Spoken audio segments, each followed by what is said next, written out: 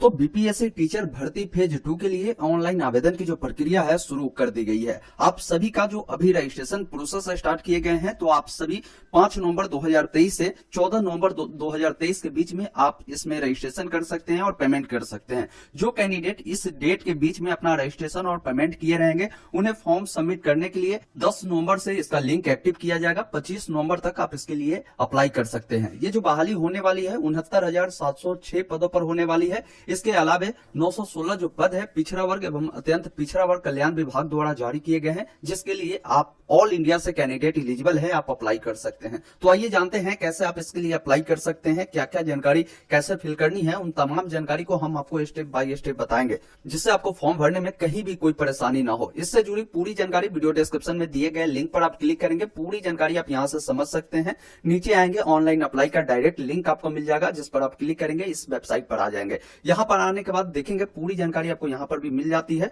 साथ ही साथ यहीं पर जब देखेंगे तो क्लिक हेयर के नीचे आपको ऑनलाइन अप्लाई का भी लिंक मिलता है, जिस पर आपको क्लिक करना है। जैसे ही आप यहाँ पर क्लिक करेंगे, एडवर्टाइजमेंट नंबर देखने को मिलेगा, name of exam, school teacher, head master equipment examination आपको देखने को मिलेगा। यहाँ पर जो भी स्टार बना हुआ है वो डिटेल आपको फिल करना जरूरी है। जहां पर भी स्टार नहीं बना है वो डिटेल आप स्किप भी कर सकते हैं। कैंडिडेट का फर्स्ट नेम डालना है, जैसे किसी का नाम राहुल कुमार है तो उनका मिडिल में कुछ नहीं होगा, लास्ट नेम में उनको कुमार डालने की जरूरत होगा। बाकी पिताजी का जो नाम होगा, उनके जो भी मार्कशीट होंगे 10वीं 12वीं स्नातक, उसके अकॉर्डिंग ही जानकारी को फिल करें। कोई महिला है वो चाहे तो अपने हस्बैंड का नाम यहाँ पर दे सकती है, आप अपने माता जी का नाम यहाँ पर फिल करेंगे। इनमें से कोई भी एक आईडी कार्ड दे सकते हैं, Aadhaar card, PAN card, driving licence, जो भी आईडी कार्ड आप टिक करेंगे उस आईडी कार्ड नंबर को यहाँ पर आपको फिल करनी है और उस आईडी कार्ड को पीडीएफ फॉर्मेट में यहाँ से आपको अपलोड करने की जरूरत होगी। यहाँ पर सिटीजन ऑफ इंडियन पूछी जा रही है तो यहाँ पर आपको एस कर देना है। अगर आप बिहार राज्य के निवासी है तो यहाँ पर एस करें, और बिहार के बाहर के कोई कैंडिडेट है, अन्य राज्य वाले अप्लाई करते हैं तो यहाँ पर सिंपली आप नो करेंगे।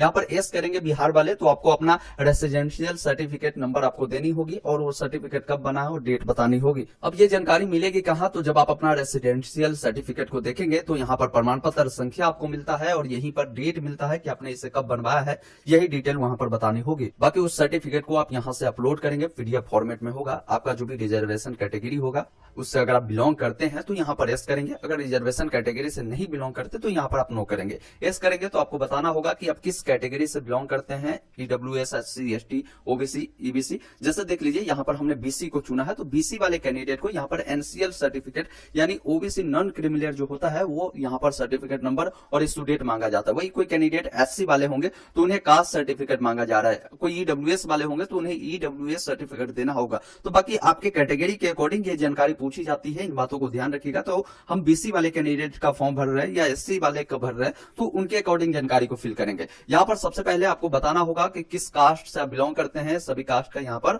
आपको नाम भी देखने को मिल जाएगा। आप अपना कोई भी कास्ट जिससे आप बिलोंग करते हैं उससे आप यहाँ से चयन करेंगे। जो आपका ये कास्ट सर्टिफिकेट है वो इशू बिहार से हुआ है तो यहाँ पर बिहार को चुने और आप अपना कास्ट सर्टिफिकेट को अपलोड करें। इसी प्रकार बीसी वाले एनसीएल सर्टिफिकेट की जानकारी आपको देनी है, सर्टिफिकेट नंबर, सर्टिफिकेट बिहार से बनी है तो बिहार को चुने और सर्टिफिकेट को अपलोड करेंगे। बाकी जब आप नीचे आएंगे, आपकी शादी हो चुकी है तो आप मैरिड करें, अन्यथा अनमैरिड पे क्लिक करें। आपकी जेंडर क्या है, आप मेल है यानी पुरुष है या महिला है, उसकी जानकारी आप अपने अकॉर्डिंग बताएंगे। विज्ञापन के अनुसार यदि आप स्वतंत्रता सेनानी के पोता पोती है तो यहाँ पर आप एस कर सकते हैं। एस करेंगे तो सर्टिफिकेट नंबर आपको देनी होगी, यहाँ पर आप नहीं है तो नो करेंगे। अगर आप 40% या उससे अधिक दिव्यांगता रखते हैं तो यहाँ पर आप एस करेंगे और ओके वाले विकल्प पर क्लिक करेंगे तो बताएंगे कि आप किस प्रकार के दिव्यांग है। नहीं है तो सिंपली आप इस ऑप्शन को नो करें, आपको ये दिव्यांगता की जो टाइप है वो नहीं बतानी होगी। बाकी जब आप नीचे आएंगे, अब यहाँ पर बोला गया है कि जो इनके विज्ञापन है उसके अनुसार एससी, एसटी और जो दिव्यांग है फीमेल है इनको फी में छूट मिलता है। अगर आप इससे नहीं बिलोंग करते हैं, इन कैटेगरी के अकॉर्डिंग आप नहीं आते हैं तो आप नो करें। अगर आपका छूट मिलता है तो आप यहाँ पर एस कर सकते हैं, तो आप अपने अकॉर्डिंग जानकारी को फिल करेंगे। बाकी अगर आप एक्स सर्विसमैन है तो आप बताएंगे, एस नो में बताएंगे, नहीं है तो आप यहाँ पर नो करें। नीचे आना है, यहाँ पर पूछा गया है कि पंचायती राज संस्था एवं नगर निकाय संस्था अंतर्गत नियुक्त एवं कार्यरत शिक्षक जो है तो यहाँ पर एस करेंगे और बताएंगे कि किस पोजीशन पर है। साथ ही साथ स्कूल डिस्ट्रिक्ट का क्या नाम है और अपना जो है सर्टिफिकेट बताएंगे कि सर्टिफिकेट नंबर आपका क्या है, इशू डेट क्या है और उस सर्टिफिकेट को अपलोड करेंगे। अगर आप इस प्रकार नहीं है तो सिंपली आप नो वाले विकल्प पर आपको क्लिक करनी है। अब यहाँ पर आपको अपने प्रशैक्षणिक योग्यता के अनुसार इनमें से कोई एक विकल्प आपको चुनना है।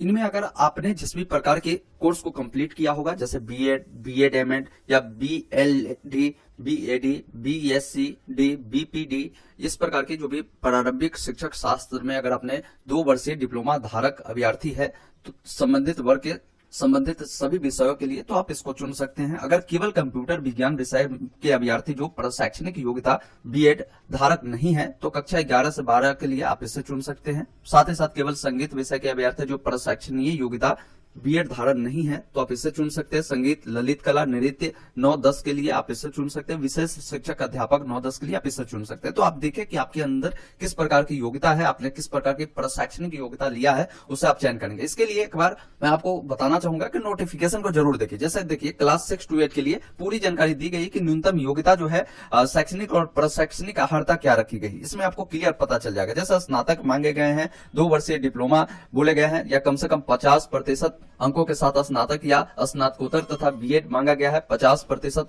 अंकों के साथ स्नातक एवं शिक्षा शास्त्र में 1 वर्षीय स्नातक बीएड मांगा गया है। तो इस प्रकार अलग अलग कक्षाओं के लिए बहाली है, तो सबके लिए आपको योग्यता यहाँ पर मिल जाती है। तो आप अपने अकॉर्डिंग जानकारी को फिल करें जो आप पर लागू होता है। बाकी नीचे आपको आना है। अब यहाँ पर पूछा गया है कि आपके द्वारा उत्तीर्ण पात्रता एवं दक्षता जो परीक्षा है आपने किस प्रकार का उत्तीर्ण किया है, या तो आपने पात्रता परीक्षा या दक्षता परीक्षा उत्तीर्ण किया होगा तो इस ऑप्शन को चुनेंगे। इसके तहत यहाँ पर बताया गया कि ये सब जो आपके पेपर है ये आपने उत्तीर्ण किया होगा। बाकी यहाँ पर बोला गया है इनमें से आप किस प्रकार की पात्रता, दक्षता एवं पात्रता परीक्षा की योग्यता धारण रखते हैं, जैसे सीटेट पेपर 2, बीटेट पेपर 2, तो आप इसको चुन सकते हैं। साथ ही साथ यहाँ पर बताया गया है कि अगर आपने सीटेट पेपर 1 उत्तीर्ण किया तो इसे चुनेंगे, जो कि और क्लास का भी जानकारी मिल गया कि 9-10 के लिए है, ये 6 to 8 के लिए वैलिड होगा, और पेपर 2 अगर आपने क्वालिफाई किया स्टेट का तो ये 11-12 के लिए ये मान्य होगा। तो आप अपने अकॉर्डिंग बताएंगे। अगर केवल आपने दक्षता परीक्षा उत्तीर्ण किया तो इसे चुनेंगे, और आपको बताना होगा कि आपने किस कक्षा के लिए दक्षता परीक्षा उत्तीर्ण किया है, 6 to 8, 9, 10 या 11-12, उससे चयन कर सर्टिफिकेट नंबर उससे अपलोड कर सकते हैं। तो आप अपने अकॉर्डिंग जानकारी को यहाँ से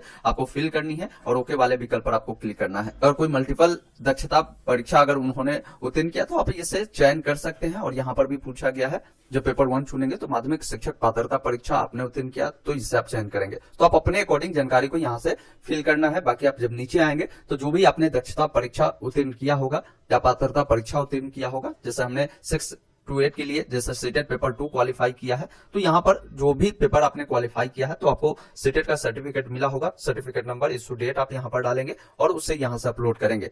अब यहाँ पर बोला गया है कि आप इनमें से किस विद्यालय अध्यापक की अनिवार्य अर्हता रखते हैं। शिक्षा विभाग के विद्यालय अध्यापक पद के लिए और कल्याण विभाग के पिछड़ा एवं अत्यंत पिछड़ा वर्ग के अध्यापक या प्रधानाध्यापक के लिए, तो आप जिसके लिए भी रखते हैं उसे आप यहाँ पर चयन करेंगे। यहाँ पर लैंग्वेज आपको चुनना होगा, ये क्वालिफाइंग होगी और ये मैंडेटरी भी है, आपको लेने ही होगी। या तो आप हिंदी, बांग्ला या उर्दू ले सकते हैं, जो आप लेना चाहे उसे लेंगे। ये क्वालिफाइंग में जैसे आप हिंदी लेंगे तो ये 22 नंबर का आपका होगा। क्वालिफाइंग ऐसे जो होता है ये 30 नंबर का होता है, जिसमें 22 नंबर का आपका जो भी यहाँ से चुनेंगे हिंदी, बांग्ला, उर्दू, वो आपका 22 नंबर का हो जाएगा और 8 नंबर की आपकी इंग्लिश हो जाएगी, जिसमें 9 नंबर आपको लाना जरूरी होगा। बाकी डेट ऑफ बर्थ आपकी जो भी होगी, यहाँ से आप अपना पहले डेट और यहाँ से जो भी मंथ होगा, मंथ को चुनेंगे और साल को चुनेंगे। बाकी आपका जो एड्रेस होगा, जो कोरस्पॉन्डेंस एड्रेस है, मतलब जहां आप रह रहे हैं वो एड्रेस बताएंगे। जैसे विलेज आपको बताना है एड्रेस 1 में, पोस्ट ऑफिस आप एड्रेस 2 में और पुलिस स्टेशन एड्रेस 3 में। बाकी आपका जो स्टेट होगा, स्टेट को आप यहां से चयन करेंगे, अपना जिला को यहां से चयन करेंगे, जिस जिला से बिलोंग करते हैं, पिन कोड को डालेंगे और आपका परमानेंट एड्रेस जो भी होगा उसे आप यहां पर फिल करेंगे जहां आपकी जन्म हुई होगी। नीचे आपको आना है। यहां पर बोला गया है कि इसके लिए जो भी एसेंशियल क्वालिफिकेशन, एलिजिबिलिटी क्राइटेरिया रखी गई है बीपीएससी के द्वारा, आपने नोटिफिकेशन को अच्छे से पढ़ा है और उसे फुलफिल किया है, आप यहां पर यस करें। नो करेंगे तो फिर एलिजिबल आप नहीं माने जाएंगे। बाकी नीचे आएंगे, ईमेल आईडी उपलब्ध करानी है, उस ईमेल आईडी को कंफर्म करना है और इसे वेरीफाई करना है। मोबाइल नंबर डालना है, गेट ओटीपी पे क्लिक करना है, मोबाइल पर ओटीपी जाएगा, ओटीपी को फिल कर इसे वेरीफाई करेंगे। कैप्चा कोड को डालेंगे, एक ऑप्शन मिलेगा सबमिट रजिस्ट्रेशन फॉर्म का, जिस पर क्लिक करेंगे। अब यहाँ पर एक डिटेल आपसे पूछेगा, जैसे पोस्ट अप्लाइड फॉर में, जैसे जिसके लिए भी क्वालिफिकेशन फुलफिल किया हो आपको देखने को मिलेगा। 6 to 8 के लिए हमने किया, तो इस पर जब आप क्लिक करेंगे तो पूरी जानकारी आपको बताएगी कि इसके लिए क्या क्या आपके पास योग्यता होनी चाहिए। इसको एक बार आप अच्छे से देख ले, तभी आप सबमिट वाले विकल्प पर क्लिक करें। उसके बाद आपसे सब्जेक्ट भी पूछी जाएगी कि कौन सा सब्जेक्ट आप इसमें रखना चाहते हैं, उससे आप अपने अनुसार यहाँ से चयन करेंगे और यहाँ से सबमिट रजिस्ट्रेशन फॉर्म पे क्लिक करेंगे।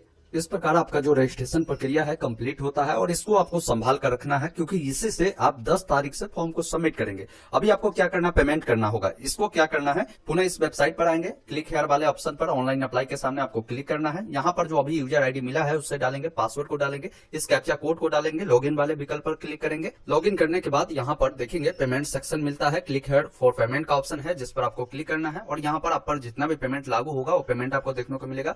सिंपली एक ऑप्शन यहाँ पर मिलता है प्रोसीड का, जिस पर क्लिक करें और ओके वाले विकल्प पर आपको क्लिक करना है। थोड़ा सा वेट करेंगे, यहाँ पर पेमेंट करने के कई सारे ऑप्शन है। आप net banking, debit card, credit card, जो भी माध्यम चुनना चाहे उससे आप यहाँ से चयन करेंगे और यहाँ पर बताना है कि किस प्रकार का कार्ड है आपका, रुपए कार्ड है या अदर कार्ड है, उससे आप यहाँ से चयन करेंगे। बाकी ऑप्शनल कुछ जानकारी आप चाहे तो इसे भर सकते हैं, अन्यथा प्रोसीड नाउ वाले विकल्प पर क्लिक करना है। थोड़ा सा वेट करेंगे। पेमेंट करने के लिए सबसे पहले कार्ड होल्डर का नाम, कार्ड जो भी नंबर होगा, मंथ उनका जो होगा, ईयर जो होगा, सीवीवी जो होगा, उससे डालकर कंटिन्यू वाले विकल्प पर क्लिक करेंगे और अपना पेमेंट पूरा करेंगे। तो ये प्रक्रिया आपकी 17 तारीख तक रजिस्ट्रेशन जो है विलंब शुल्क के साथ कैंडिडेट कर सकते हैं। बाकी आप सभी जो रजिस्ट्रेशन कर लेंगे उनका ऑनलाइन आवेदन जो प्रारंभ होगी, आपको लॉगिन करने के बाद ऑनलाइन अप्लाई का ऑप्शन मिलेगा जो कि 10 नवंबर से होगा। तो 10 नवंबर का जिसका पार्ट 2 आएगा उसमें हम पूरी जानकारी बताएंगे कि कैसे आप इसके लिए आगे का फॉर्म आप अप्लाई कर सकते हैं। बाकी ये थी पूरी जानकारी बीपीएससी टीचर फेज 2 का ऑनलाइन अप्लाई करने का। मैं आशा करता हूं ये वीडियो आपको काफी पसंद आया होगा तो इसे लाइक शेयर जरूर करें। चैनल पे नए हैं तो सब्सक्राइब करें इस प्रकार के लगातार अपडेट के लिए। धन्यवाद।